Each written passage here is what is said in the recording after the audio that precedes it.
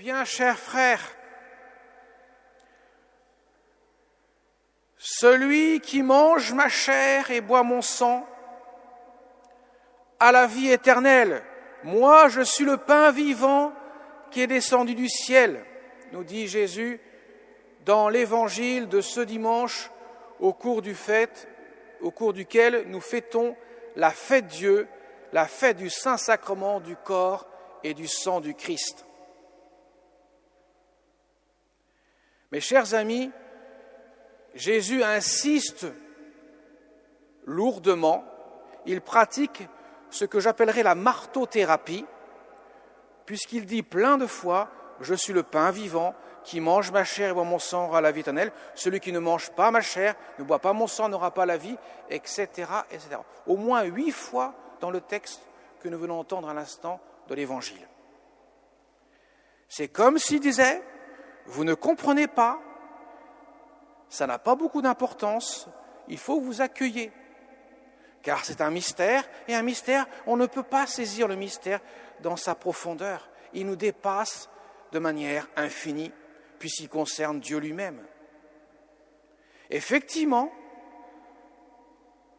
quand le prêtre prononce les paroles de la consécration, « Ceci est mon corps, livré pour vous, ceci est mon sang, versé pour vous », à ce moment-là, précisément, le pain va cesser d'être du pain. La substance du pain, ce qui est le pain, va devenir le corps du Christ. Ce qui est visible, ce que nos sens perçoivent, aussi bien le goût, l'odorat, le toucher, la vision, ne verront aucun changement. Mais l'être de la chose a changé réellement. On pourra prendre un microscope, on pourra prendre toutes les technologies modernes, les plus avancées qui soient, nous ne verrons aucun changement. Car ce mystère est un mystère, et qui dit mystère dit forcément quelque chose qui reste obscur pour nos sens.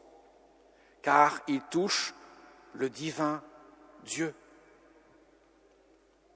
Le corps de Jésus, c'est le corps du Fils de Dieu, de la personne divine du Fils de Dieu, qui s'est fait homme et qui a transformé le pain en son corps, le vin en son sang, pour qu'il puisse demeurer en nous, pour que nous puissions avoir la vie éternelle en nous, nous dit Jésus.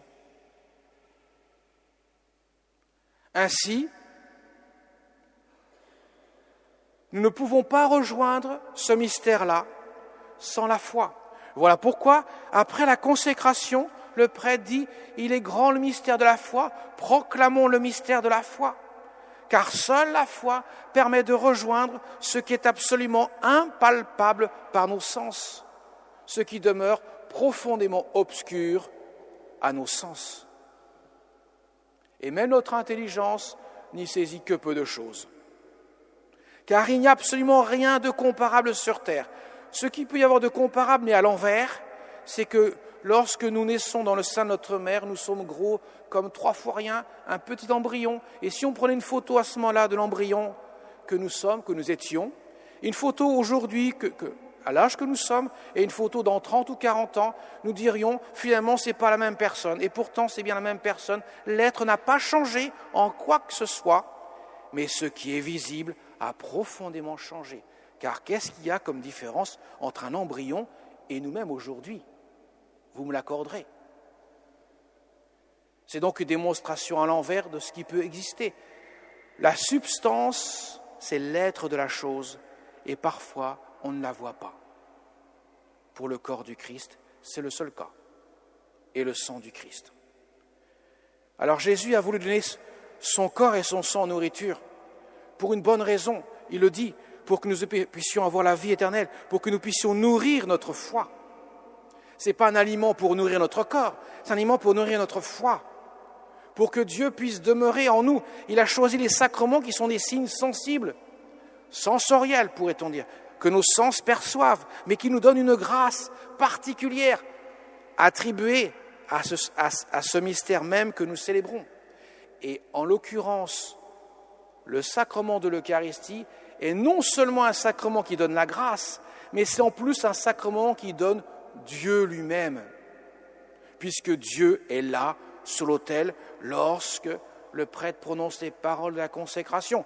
La personne divine du Fils rend son corps et son sang présents sur l'autel. Voilà pourquoi l'Église entoure d'un tel respect ce mystère de l'Eucharistie, qui est d'une telle profondeur que l'on peut dire que Dieu est là au milieu de nous. Il est réellement là, substantiellement là, certes sous la forme du sacrement, pas sous la forme physique, comme le sacrifice du Christ à la croix est physique, parce qu'il verse son sang sur la croix, il donne sa vie sur la croix, et que dans la messe, nous avons un sacrifice, mais qui est fait par le mode du sacrement, autrement dit, sous le signe sensible du pain et du vin, qui deviennent le corps et le sang du Christ, et que le prêtre, prononçant les paroles de la consécration, d'abord du corps, puis du sang, et vous savez qu'en séparant le corps et le sang, automatiquement la mort est assurée, nous rendons présent, nous actualisons le sacrifice de la croix sur l'autel, mais bien sûr sous le voile du sacrement, que nous ne pouvons absolument pas observer de nos yeux de chair, mais seulement par nos yeux de la foi. Nous avons donc ces deux présences de mystère que sont la présence réelle, substantielle du corps et du sang de Jésus dans l'Eucharistie et la présence du sacrifice de la croix qui est actualisée sur l'autel. C'est deux choses que le Concile de Trente d'ailleurs mettra en valeur pour parler du sacrement de l'Eucharistie. Donc mes chers amis, il est vraiment grand le mystère de la foi. Nous sommes en présence de Dieu. Dieu vient à notre rencontre. Il est présent dans le tabernacle, lorsque nous rangeons les hosties consacrées pendant la messe. Il est réellement là. Nous faisons une génuflexion pour l'adorer, car Dieu seul est adorable en tant que tel. Adorer, je précise, vient du mot latin ad orare, qui veut dire prier devant. Voilà pourquoi nous n'adorons pas le chocolat, nous adorons que Dieu. Nous aimons le chocolat, mais nous ne l'adorons pas. Les mots ont un sens réel. Et de grâce, utilisons les mots à bon escient. Ainsi, Dieu se donne à nous. Et l'Église a voulu mettre en avant ce mystère-là. Et saint Thomas d'Aquin, qui a composé cette magnifique séquence, qui résume parfaitement ce que nous célébrons, eh bien, a voulu montrer justement l'Église que ce mystère-là doit être à l'intime de notre vie. Il faut en user.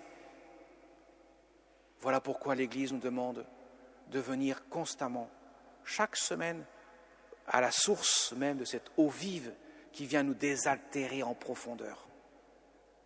Il faut l'aimer, le corps du Christ. Il faut aimer Jésus. Jésus vient à nous pour nous donner sa vie. Il n'est pas étranger à notre existence. Il n'est pas seulement physiquement devant les apôtres lorsqu'il est côtoyé il y a 2000 ans. Ça ne suffit pas. Il ne veut pas être seulement devant, il veut être dedans, dans nous.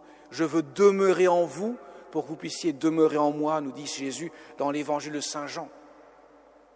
D'où l'abondance des paroles qui se répètent sans cesse en Saint Jean. Moi, je suis le pain de vie. Celui qui mange ma chair ou mon sang, et va le redire plein de fois dans le discours du pain de vie, qui fait suite à la multiplication des 5 pains et de 2 poissons, où tout le monde était dans l'extase, prenant Jésus finalement pour le Messie, celui qui est annoncé par les prophètes. Mais lorsqu'il dira ces paroles, qu'il va marteler, là, tout le monde partira, presque tous, au point qu'il posera même la question aux 12, et vous aussi, vous allez partir, vous allez me laisser là? Et Saint Pierre qui dira, mais Seigneur, à qui irions-nous? Tu as les paroles de la vie éternelle. La foi parlée à travers Pierre. La foi est appelée à parler en nos cœurs, mes chers amis. Alors demandons l'aide de nos saints, la Vierge Marie particulièrement, elle qui a vraiment été dans l'intimité de ce sacrifice du Christ sur la croix, qui l'a partagé profondément. Et bien sûr qui a assisté après, qui a vécu les messes célébrées par les apôtres. Elle n'a pas reçu l'ordre, le sacrement de l'ordre. Elle vivait la messe une fois que les apôtres l'ont célébrée, après que Jésus ait envoyé l'Esprit Saint à la Pentecôte. Elle s'est unie profondément à son Fils bien-aimé qu'elle a retrouvée dans le sacrement de l'Eucharistie, le sacrement de vie.